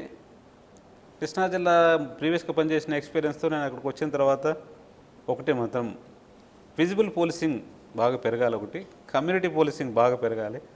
ప్రతి పోలీస్ స్టేషన్లో కామన్ మ్యాన్ వెళ్తే ఖచ్చితంగా మంచి ఆదరణ ఉండాలి. సో దానిపైన ఎక్కువ దృష్టి పెట్టి మన పోలీస్ స్టేషన్లో ఆ ఫ్రెండ్లీ అట్మాస్ఫియర్ మీద ఫస్ట్ ఒకటి దృష్టి పెట్టాం. అలాగని లాంగ్ పెండింగ్ ఏదో పోలీస్ స్టేషన్లో బేసిక్ పోలీసింగ్ ఉంటుంది కదా, కేసెస్ పెండెన్సీ మనం తగ్గించడం అయితేనేమి, తర్వాత ఆ పర్టికులర్ ఏరియాలో అఫెన్సెస్ తక్కువ దానికోసము తీసుకోవాల్సిన ప్రివెంటివ్ మెజర్స్, ఇవన్నీ కూడా ఫస్ట్ ఇనిషియల్ డేస్లో బాగా కాన్సన్ట్రేట్ చేసి మనం ప్రజలతో సత్సంబంధాలు ఒకటి పెంచడానికి చేశాము. బట్ అనుకున్న దాంట్లో అనుకోకుండా వచ్చిన ఉపద్రవం ఏంటంటే ఈ కరోనా. మేము టేక్ ఓవర్ చేసిన తర్వాత మనం ఇవన్నీ ఈ ప్లాట్ఫామ్ తయారు చేసుకున్న టైంలో దాదాపు కరోనా 1.5 year 2 years సర్వీస్లో అక్కడ చేసిన దాంట్లో 1.5 year కరోనాతో ఫైట్ చేయడం అనేది చాలా చాలా అది వెరీ సరే. కరోనాలో మీరు చేసిన అచీవ్మెంట్ గురించి కానీ కరోనా కంట్రోల్ చేయడంలో మీ కంట్రిబ్యూషన్ పక్కన చెప్పే ముందు కృష్ణా జిల్లాలో 2 సామాజిక వర్గాలు, 3 రాజకీయ పార్టీలు, నిత్యం మీరు అన్నట్లుగా ఎప్పుడు ఏ ఇష్యూ జరిగినా అదంతా పోలీసు వైపు తిరుగుతుంటుంది. ఇటువంటి ప్రజలు ఎలా పనిచేశారండి? ఎందుకంటే ఆ జిల్లాలో పనిచేసిన ఎక్స్పీరియన్స్ కావచ్చు, లేదంటే ప్రీవియస్గా నేను చేసిన డిఫరెంట్ టాస్క్స్ సిటీస్లో పనిచేసినది కావచ్చు, డిఫరెంట్ ప్లేస్లో పనిచేసిన ఎక్స్పీరియన్స్తో డెఫినెట్గా అది చాలా ఉపయోగపడ్డది. మనం స్పాంటేనియస్గా ఏదైనా ఇష్యూ యాంటిసిపేట్ చేసిన ఇష్యూ అయినప్పుడు ఫస్ట్ స్పాంటేనియస్గా వితిన్ ½ an hour మనం అక్కడ రీచ్ అయ్యి అటెండ్ అయ్యామంటే most of the problems dilute అవుతాయి. దాని మీద నమ్మకంతో పోలీస్ ఫోర్స్ని కూడా అలానే తయారు చేసేవాళ్ళం. సంఘటన ఏదైనా జరుగుతుందని మనకు తెలిసినప్పుడు కానీ జరిగిన తర్వాత కానీ మనం చాలా ఫాస్ట్గా రియాక్ట్ కావడంతో నాకు తెలిసే నేనున్న 2 years పీరియడ్లో మేజర్ ఈవెంట్స్ అయితే మనకు లా అండ్ ఆర్డర్ ఇష్యూ ఏం రాలేదు. అంటే లా అండ్ ఆర్డర్ ఇష్యూ రాకపోయినా ఏది జరిగినా ముందు పోలీస్ మీద బుర్ర జల్లుతుంటారు. కృష్ణా జిల్లాలో అది ప్రధానం కనిపిస్తుంది. అంటే అంత మనం పనిచేస్తున్నాం ఫెయిర్గా అనే ఒక భావనలో మనం పనిచేస్తున్నప్పుడు ఇటువంటి ఆరోపణలు వచ్చినప్పుడు ఆ మానసిక క్షోభ ఎలాగుంటుంది, ఆ సర్కంస్టెన్స్లో ఎలా పనిచేయడం అంటే అది మనము ఇనిషియల్ డేస్ కాదు కాబట్టి సర్వీస్ అప్పటికే మనం 15 to 16, 18 years దాకా చేసాం కాబట్టి డెఫినెట్గా పోలీస్ అంటున్నప్పటికీ రిసీవింగ్ ఎండ్లో ఉంటాం. సో అలాంటి వాటికి మన ఒడుదొడులకు అన్నిటికీ ప్రిపేర్ అయి ఉంటాను మేము. వెంటనే మన దానికి కృంగిపోవడం కానీ ఏదైనా మెచ్చుకున్నప్పుడు పొదిగిపోవడం అని కాకుండా మన డ్యూటీ మనం పక్కా చేయాలి అన్న కాన్సెప్ట్ మీద నేనే నమ్మింది కాకుండా నా సబార్డినేట్ కూడా సరే బ్యాడ్ జరిగింది దాని మీద మనం వెంటనే అంత పెద్ద హార్ట్కి తీసుకోవాల్సిన అవసరం లేదు. We're doing our government job. So దాన్ని మనం రెక్టిఫై చేసుకోవడం, మన వైపు తప్పు ఉంటే, లేదంటే మన వైపు తప్పు లేదంటే వెంటనే మనం ఓపెన్గా వచ్చేసి మనం వాస్తవం ఏంటో మీడియా సమక్షంలో ప్రజలందరికీ తెలియజేయడం, మా వైపు నుంచి తప్పు లేదు, మేము ఇట్లా చేసామని. అది చేసాము. దానివల్ల మనకు పెద్ద ఇష్యూస్ అయితే రాలేదు. కానీ ఎక్కువగా ప్రజలతో మమేకం అవ్వాలి అన్న ఎందుకంటే మీకు అంటే ప్రజల కోసం కదా. ఎస్పీలు అందరూ కూడా ఎస్పీ ఆఫీస్కి రమ్మంటారు. మీరు ఫస్ట్ పోలీస్ స్టేషన్కి వెళ్ళండి, అక్కడ ఎస్ఐ దగ్గర కాపు సీఏ దగ్గరికి వెళ్ళండి, సీఏ దగ్గర డిఎస్ దగ్గరికి వెళ్ళండి, డిఎస్పీతో పని కాకపోతే నా దగ్గర రండి అంటారు. కానీ మీరు డైరెక్ట్గా ప్రజల దగ్గరికి వెళ్ళడం, మాట్లాడడం, వాళ్ళ సమస్యలు పరిష్కరించడం అన్నది అంటే ఒకటి ఐ బిలీవ్డ్ ఇన్, నాకు మొట్టమొదటి కూడా ఐఎమ్ ఏ పబ్లిక్ సర్వెంట్, అవును. ప్రజలకు సేవకుని. ప్రజలు మన యజమానులు. ప్రజలు మన యజమానులు అయినప్పుడు మనం వాళ్ళకి సర్వీస్ చేయాలి కదా. వాళ్ళ సర్వీస్ కొరకు మన దగ్గరికి రావడము, మనల్ని భంగపోవడం, మనం రెక్టిఫై చేయాల్సిన అవసరం లేదు. సో మన యొక్క జాబు ఖచ్చితంగా ప్రజలకు సేవకులం కాబట్టి నేను ఆ పోలీస్ స్టేషన్లోకి వెళ్ళిన కానిస్టేబుల్ కూడా చెప్పేది, మనం పబ్లిక్ సర్వెంట్, ప్రజా సేవకులం అనేది మర్చిపోకూడదు. ప్రజల సర్వీస్ చేస్తాను కొరకే మనకు ఉద్యోగం ఇచ్చారు అనే కాన్సెప్ట్ మీదనే నేను పోయేసి ప్రజలకు దగ్గర అవ్వాలి, ప్రజల యొక్క ప్రాబ్లమ్స్ మనం వాళ్ళ దగ్గరికి వెళ్ళి తీర్చగలగాలి అనే దాని మీద నేను బిలీవ్ అయ్యాను, దాన్నే నమ్ముతానండి. అంటే మీరు ఆ విధంగా వెళ్ళడం అనేది ఒక విధంగా మంచిదే, బేసిక్ పోలీసింగ్ చెప్పేది చేస్తున్నారు. కానీ మీ కింద స్థాయి వాళ్ళు అంటారంటే ఎస్పీ గారే అన్ని డైరెక్ట్ మాట్లాడితే మాకు పని లేదని అంటుంటారు. అలా ఉండదండి. జనరల్గానే కూడా ఎప్పుడో వస్తుందంటే మన దాకా ఇక్కడ దాకా వచ్చారంటే ఎక్కడో వాళ్ళకి ఇంకా అసంతృప్తి ఉండొచ్చు, లేదంటే ఇక్కడికి వస్తే తొందరగా ఇంకా బాగా పని జరుగుతుందనే నమ్మకం ఉంటుంది. అదైనప్పటికీ కూడా నేనేం చెప్తాను, ఇక్కడికి వచ్చినా కూడా మళ్ళీ వాళ్ళతోనే పని చేయిస్తారు. కన్సర్న్ పోలీస్ స్టేషన్ వాళ్ళకే చెప్పి, బాబు ఇది మనం చేయాల్సిన పని చేయండి అని చెప్పి చేయించడం జరుగుతుంది. చెప్తే వాళ్ళు కూడా కొన్ని కేసులు ఒకరోజు కాకుండా ఒకసారి మంచి ఎవరైనా ఒక ఓల్డ్ ఏజ్ పర్సన్స్కు సహాయం చేయడం వల్ల వాళ్ళు ఇచ్చే దీవెనలతో వీళ్ళకు చాలా సాటిస్ఫాక్షన్ వస్తుంది డెఫినెట్గా. సో అందువల్ల ఏంటంటే మనం ప్రజల సేవ కోసం ఉన్నాం కాబట్టి వాళ్ళ సర్వీసే మన టాప్ ప్రయారిటీ అనే దాని మీద ఐ బిలీవ్. అచ్చా సార్, కృష్ణా జిల్లా ఎస్పీగా పనిచేసిన టైంలో మీరు బ్రేక్ చేసిన కేసులు కానీ లేదా ఒక ఆర్గనైజర్ క్రైమ్ని బ్రేక్ చేసామని గుర్తున్నాయి? ఉన్నాయి మెనీ థింగ్, కానీ ఇప్పుడు I could not able to recollect many cases. ఒకటి ఇసుక దందా కేసు ఒకటి ఉంది కదా. ఇసుక చాలా ఉన్నాయి. ఇసుక దందా కేసులో గవర్నమెంట్ కొత్తగా ఫార్మ్ అయినప్పుడు ఇసుక ఇల్లీగల్ ట్రాన్స్పోర్టేషన్ ఎన్ని పద్ధతిలో చేయొచ్చు అన్నది ఫస్ట్ టైం మా జిల్లాలోనే డిటెక్ట్ చేసాము. అదే అండి, అదే దానికి చాలా దాదాపు 7-8 MOSతో ఇసుకను ఇల్లీగల్ ట్రాన్స్పోర్టేషన్ చేసేవాళ్ళు. అదే సేమ్ బిల్లును రొటేట్ చేయడం అయితేనేమి, తర్వాత ఆధార్ కార్డును మనం మార్ఫింగ్ చేసుకొని ఆధార్ కార్డులని మార్చేసి శాండ్ ఇల్లీగల్ ట్రాన్స్పోర్టేషన్ ఇట్లా 7-8 MOSతో చేసినప్పుడు హానరబుల్ సీఎం గారే డైరెక్ట్గా అప్రిషియేట్ చేశారు. డైరెక్ట్గా వారే మన వీడియో కాన్ఫరెన్స్లో కృష్ణా జిల్లా police did a very excellent job with regard illegal transportation of sand అని. ఈ లిక్కర్ కూడా కృష్ణా జిల్లాలో మనం పనిచేస్తున్నప్పుడు బార్డర్ మాకు చాలా పోరస్ బార్డర్ ఉండేది, nearly more than 150 kilometers of porous border with Telangana. ఈ లిక్కర్ ఇల్లీగల్ ట్రాన్స్పోర్టేషన్ తెలంగాణ వైపు నుంచి ఎక్కువ వస్తున్న తరుణంలో దాన్ని బాగా మనం చాలా లార్జ్ స్కేల్లో we could able to control. అది డెఫినెట్గా అదొక ఇంపార్టెంట్ ఇష్యూస్ అనుకోవచ్చు. ఓకే, ఇప్పుడు కరోనా గురించి చెప్పండి సార్. కరోనా అన్నది ఎందుకంటే ఇట్స్ న్యూ ఎక్స్పీరియన్స్. ప్రపంచంలో ఏ దేశాల వాళ్ళకి కానీ ఎవరికి కూడా ఒక మెడికల్ ప్రోటోకాల్ లేదు, ఎలా దీన్ని ఫేస్ చేయాలని తెలియని టైంలో మొట్టమొదటి ఫస్ట్ ఇనిషియల్ డేస్లో వాట్ ఐ ఫీల్, ఫోర్స్ని అంతా ముందు రోడ్ మన ఫ్రంట్ లైన్ వారియర్స్గా ఉండి పనిచేయమని చెప్తున్నాం గవర్నమెంట్ వైపు నుంచి. సో ఫ్రంట్ లైన్ వారియర్స్గా మోస్ట్ ఆఫ్ ది టైం రోడ్లో ఫేస్ చేస్తున్న వాళ్ళు కానిస్టేబుల్ కానీ హోంగార్డ్ ఉంటారు. మనమేమో ఎక్కడో ఎస్పీ గానో డిఎస్పీ గానో మన ఆఫీస్లో కూర్చొని వాళ్ళకు మనం మోటివేట్ చేస్తానికంటే కూడా ఫీల్డ్ లెవెల్ మనమే వెళ్ళాలి. దాన్ని కాన్సెప్ట్గా తీసుకొని నేను ఇనిషియల్ డేస్లో ఆల్మోస్ట్ ఫస్ట్ 5-6 months తిరగని ఒక్కొక్క పోలీస్ స్టేషన్ లెవెల్లో 2 to 3 times ఐ విజిటెడ్ మొత్తం డిస్ట్రిక్ట్ అంతా. వెళ్ళి అరే ఎస్పీ గారే వస్తున్నప్పుడు ఇంకా మనం ఎందుకనేసి ఫోర్స్ మోటివేట్ అయిపోయారు. ఆ టైంలో మాకు ఎలా ఫేస్ చేయాలని తెలియకపోయినా కూడా ప్రజలను కాపాడమే ధ్యేయం అనుకున్నప్పుడు ఆ కరోనా కట్టడి దాంట్లో మొట్టమొదట మా మెన్ వెల్ఫేర్కు ప్రయారిటీ ఇచ్చి వాళ్ళకి కావాల్సిన మాస్కులు కావచ్చు, శానిటైజర్స్ కావచ్చు, త్రూ మా వెల్ఫేర్ ఫండ్స్ ద్వారా కావచ్చు, లేదంటే ప్రజల్లో కొంతమంది ఎంటర్ప్రైనర్స్ ఉన్నారు వాళ్ళ డోనార్స్తో కూడా అవన్నీ కలెక్ట్ చేసి ఎవరికి కూడా ఎక్కడ లోటు లేకుండా అవన్నీ ఇవ్వడం జరిగింది.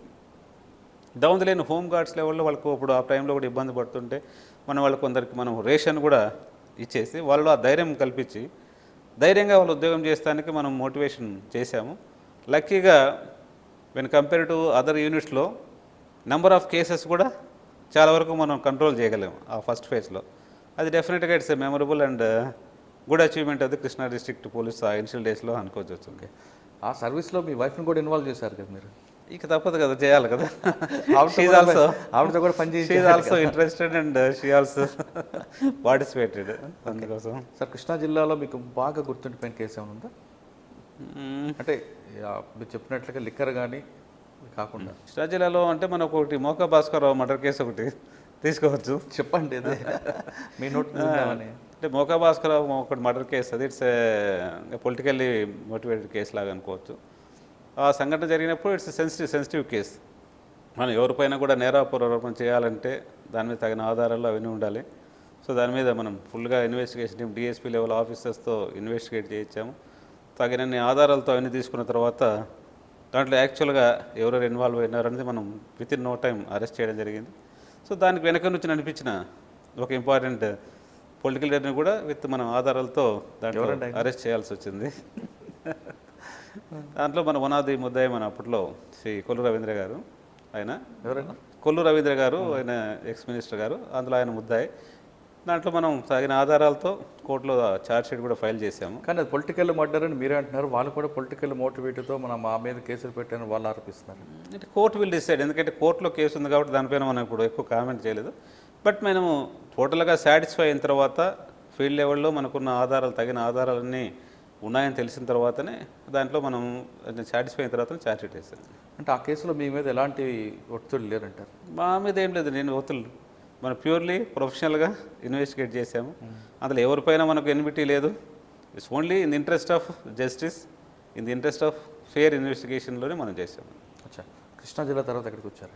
కృష్ణా జిల్లా తర్వాత east Godavari this district. Okay, definitely very prestigious district, one of the biggest district in the state. Multiple problems ఇక్కడ. ఒకవైపు ఏమో మనకు ఏజెన్సీ ఏరియా మావోయిస్ట్ ప్రాబ్లం, తర్వాత గిరిజనులకు సంబంధించిన సమస్యలతో రంపచోడవరం, చింతూరు ఏరియా ఒకవైపు ఉంటే, మనం ఒకవైపు ఏమో కొంత కమ్యూనల్లీ సెన్సిటివ్ అమలాపురం ఏరియా వచ్చేటప్పటికి కొంత కమ్యూనల్లీ సెన్సిటివ్ ప్రాబ్లమ్స్ ఇస్తున్నాయి. So it's definitely a challenging district when compare to other postings వచ్చేటప్పటికి. A big district wise big one, multiple problems.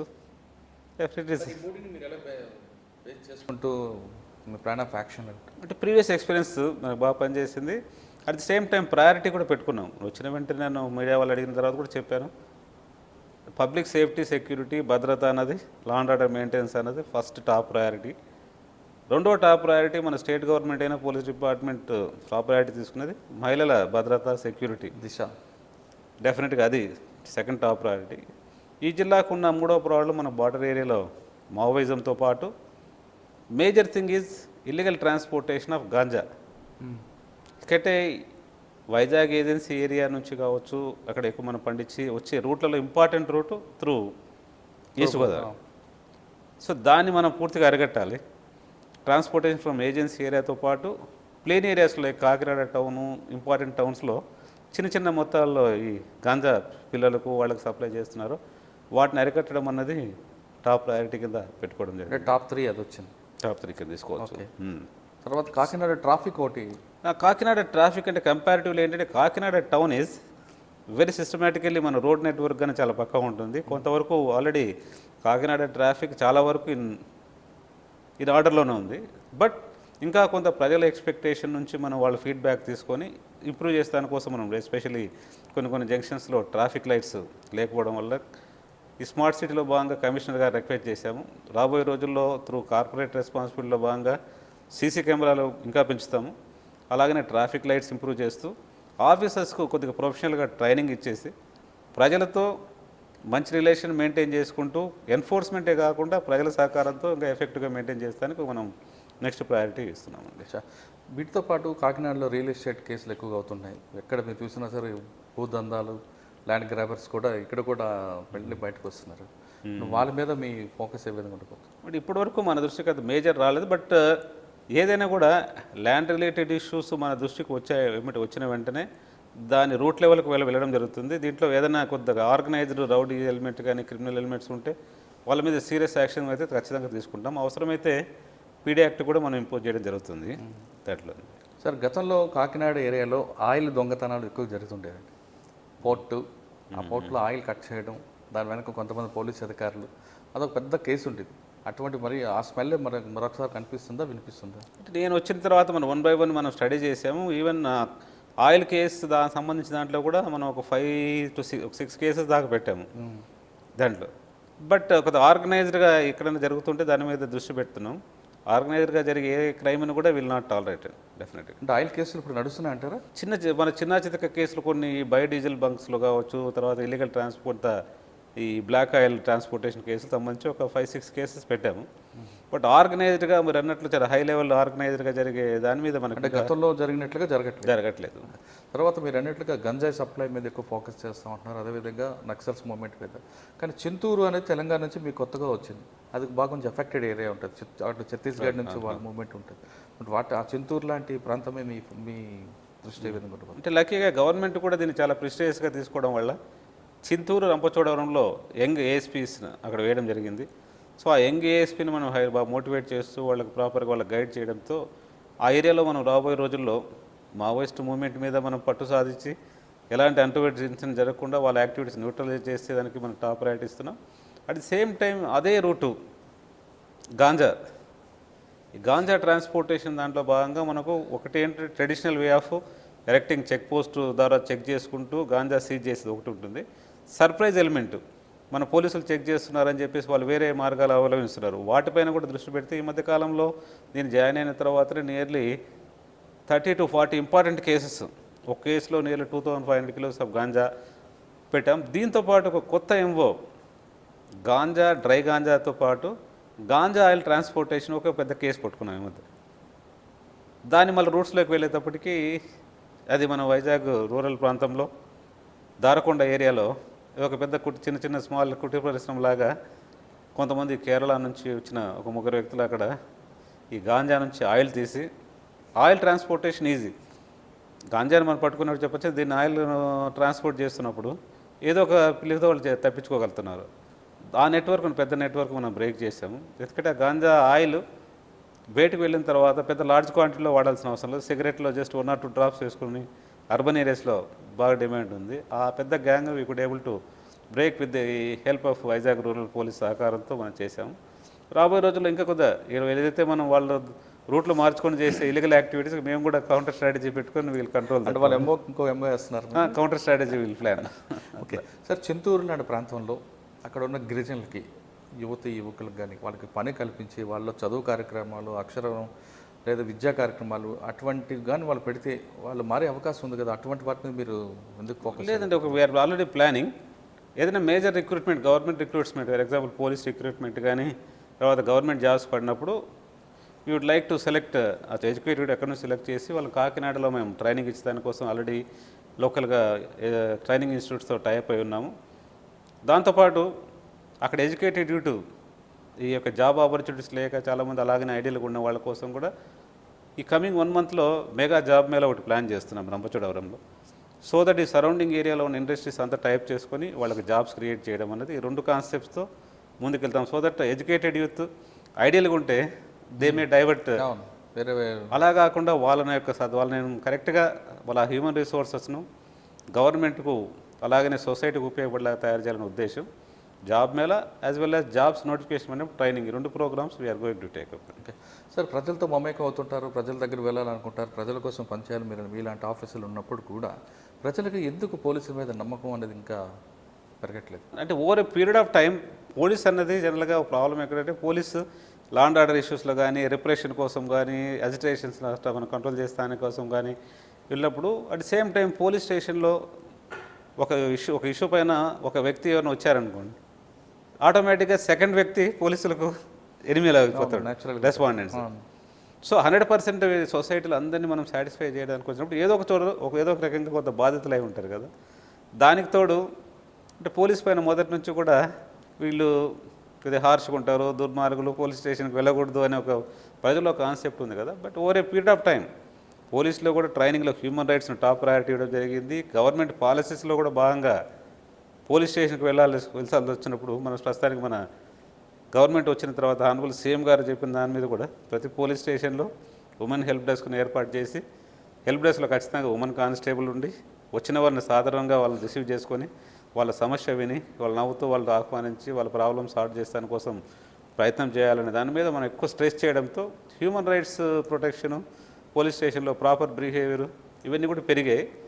ఈ యొక్క ఓవర్ పీరియడ్ ఆఫ్ టైం రాబోయే రోజుల్లో ఖచ్చితంగా ప్రజల్లో ఆ భావన పోతుందని ఖచ్చితంగా నమ్ముతున్నాను. అంటే ప్రజల వైపు నుంచి ఆ విధంగా ఉంటే ఈస్ట్ వెస్ట్ గోదావరిలో ఒక కల్చర్ ఉంది పోలీస్ ఆఫీసర్స్ అనేది ఒక నానుడు ఉందండి. ఎప్పుడైనా క్రైమ్ మీటింగ్ జరిగితే టాప్లో బాస్ దగ్గరకు వచ్చేసరికి ఫైల్స్ పెట్టేటప్పుడు 302 307, 376, 354, గ్రేవ్ యాక్ట్ 389 ఇవి పెట్టి కింద 174 పెడుతుంటారు. కానీ ఆ 174లోనే అన్డిటెక్ట్ కేసులు ఉంటాయి, దాంట్లోనే చాలా మిస్టరీస్ ఉంటాయి. అది ఎస్పీ గారు నోటీసులు లేకుండా చేయడానికి సర్ప్రైజ్ చేయడానికి చేస్తుంటారు అనేది ఈ 2 జిల్లాలో ఉన్న పోలీసులు కింద స్థాయి అధికారుల మీద చాలా పాత ఆఫీసర్లు చెప్తుంటారు. అంటే దానికి కారణం కూడా ఏంటంటే అది వాళ్ళు దాంట్లో కల్ప్యూట్ అయ్యారని కాదు, కానీ ఆ ఎక్యూజ్డ్ దొరకడు, ఆ రీజన్ కోసం ఎందుకు ఇన్వెస్టిగేట్ చేయాలి అనే ఉద్దేశంతో చేస్తుంటారు. అటువంటి వాటి మీద మీకు ఫోకస్ పెడతారా? అంటే మన ఆ స్టైల్ ఆఫ్ ఫంక్షనింగ్లో భాగంగా ప్రతి మంత్లోనూ ఒకే వాటి మీద కాన్సన్ట్రేషన్ ఉంటుంది. సర్ప్రైజ్గా ఒక మంత్లో టోటల్గా girl missing, women missing cases, అలాగనే 174 కేసెస్, కొన్ని ఎక్కడ మన పక్కన పడిపోయిన చీటింగ్ కేసెస్, ఇలాంటివన్నీ ఏంటంటే జనరల్గానే మేజర్ క్రైమ్ రివ్యూలో మీరు చెప్పినట్లే గ్రేవ్ క్రైమ్ ఫస్ట్ రివ్యూ చేసుకొని ఈ కింది కేసెస్కి అంత అన్ఇంపార్టెంట్గా ఉంటుంది కదా. But every month new subjects మీద మనం రివ్యూ చేయడంతో ఓవరాల్గా ఒక 2-3 మంత్స్కి వచ్చేటప్పటికి అన్ని సబ్జెక్ట్స్ రివ్యూలోకి వచ్చేస్తాయి. ఆ స్ట్రాటజీతో ఖచ్చితంగా మనం ఏది కూడా సబ్జెక్ట్ మిస్ కాకుండా నాకు మొదటి నుంచి కూడా ఐ హ్యావ్ దట్ ప్రాక్టీస్ అండి. సార్ ఇప్పుడు క్రైమ్ మీ ఆఫీసర్లకు సంబంధించిన క్రైమ్ మీటింగ్లు కూడా మీ ఫంక్షన్ మారుతుంటుంది. ఒకసారి 174 చూడొచ్చు, ఒకసారి 389 చూడొచ్చు, ఒకసారి 376 చూడొచ్చు అంటారు. అంటే ఒకేది మీద ఫోకస్ చేయకుండా స్కూల్లో హెడ్ మాస్టర్ లాగా అన్ని ప్రోగ్రెస్ రిపోర్ట్ మారుస్తుంటారు అయితే మీరు. అండి, ఎందుకంటే మీరు అన్నట్లు ఓన్లీ గ్రేవ్ క్రైమ్స్ చూసినప్పుడు ఇది ఏదైతే రెగ్యులర్ ఒకసారి 174 కేసెస్లో కూడా మేబీ అది 302గా కన్వర్ట్ అవ్వచ్చు బికాస్ ఆఫ్ ది నెగ్లిజెన్స్ పక్కన పడిపోయి ఉండొచ్చు. తర్వాత ఒక గర్ల్ మిస్సింగ్ కేసు ఉంటుంది, ఉమెన్ మిస్సింగ్ కేసు, అది ఎక్కడో వెళ్ళి మర్డర్ కేసు కూడా టర్న్ అయ్యొచ్చు.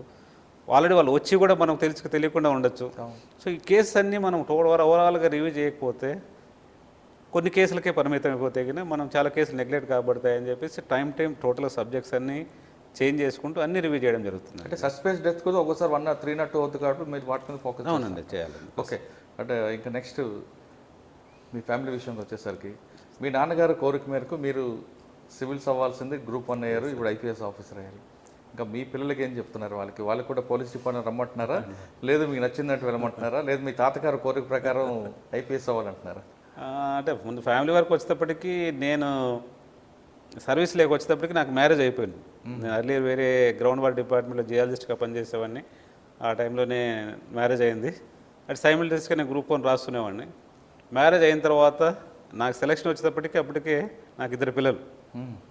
అందులో డెఫినెట్గా నేను మ్యారేజ్ కంటే ముందు మా ఫాదరు, ఫ్యామిలీ మెంబర్స్ హెల్ప్ నాకు ప్రిపరేషన్కి అంత ఎలా ఉపయోగపడిందో, మ్యారేజ్ తర్వాత ఎస్పెషల్లీ నా వైఫ్ మేజర్గా ఆమె.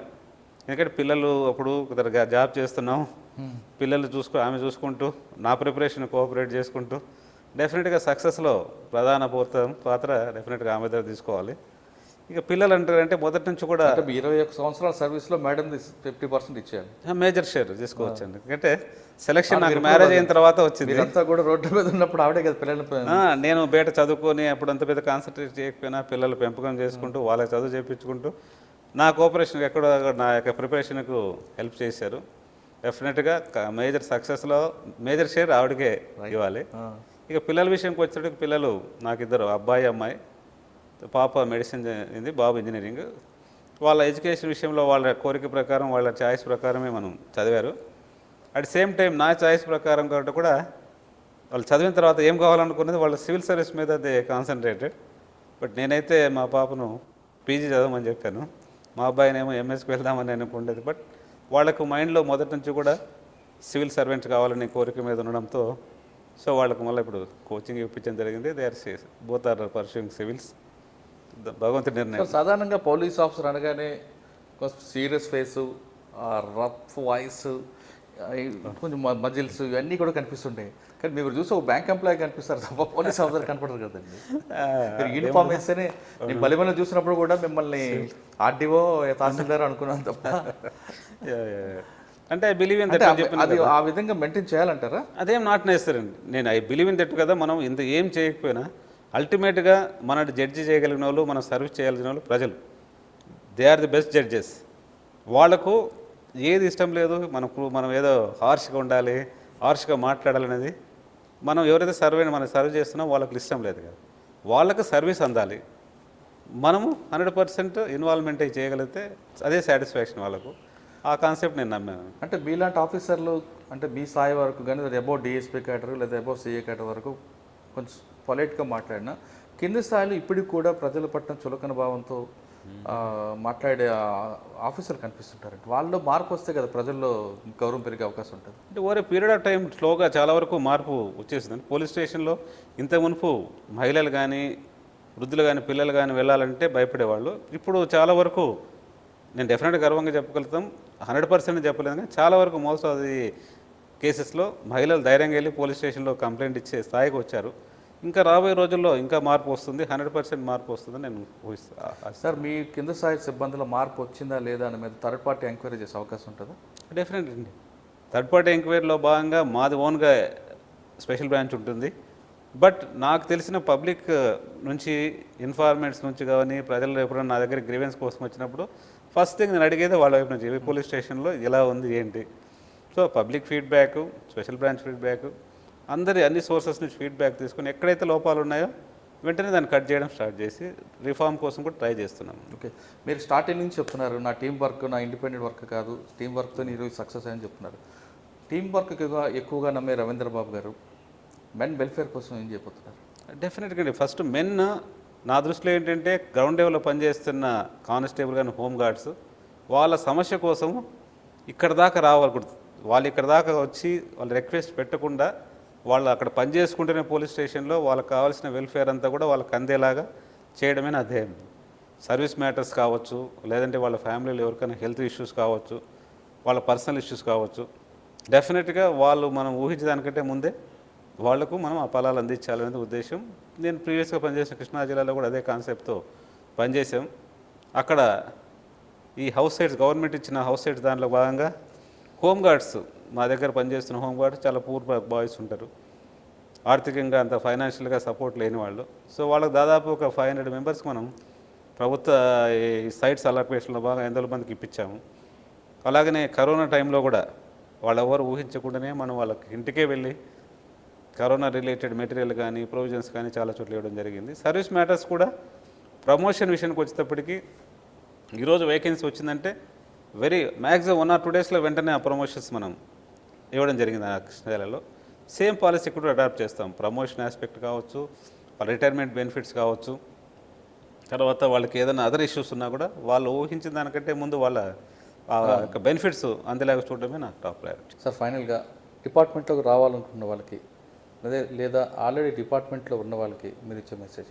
Police department is very good platform అండి. ప్రజల యొక్క సర్వీస్ చేస్తాని కొరకు చాలామందికి నీడీ పీపుల్కు మనము హెల్ప్ చేస్తూ జాబ్ సాటిస్ఫాక్షన్ పొందడమే కాకుండా మనకు మంచి సాటిస్ఫాక్షన్ వస్తుంది దీంట్లో. So it's very good department. వచ్చి సర్వ్ చేస్తాని కోసం అయితే ఖచ్చితంగా రావచ్చు. At the same time ground level constable నుంచి అందరికి చెప్పేది ఏంటంటే మనము పబ్లిక్ సర్వెంట్, ప్రజలకు సేవకులమని మర్చిపోకూడదు. ప్రజల యొక్క సేవ చేస్తూ వాళ్ళని సంతోషపెడుతూ వాళ్ళ యొక్క ఆపదలో ఉన్నప్పుడు కాపాడుతూ వాళ్ళ యొక్క ఇంపార్టెంట్ జెన్యున్ ప్రాబ్లమ్స్ మనం సార్ట్అవుట్ చేయడమే మన యొక్క ఉద్యోగం. అది మర్చిపోయి వాళ్ళతో రఫ్గా కానీ రూడ్గా బిహేవ్ చేయకూడదు అన్నది నా కాన్సెప్ట్ అండి. పోలీస్ స్టేషన్ అనగానే అదొక దేవాలయం. మిగతా దేవాలయాలు వేరు, పోలీస్ స్టేషన్లో దేవాలయం వేరు. ఎందుకంటే పోలీస్ స్టేషన్లో ఉన్న పోలీసులు ప్రత్యక్షంగా కనపడే దేవుళ్ళుగా భావిస్తారు బాధితులు.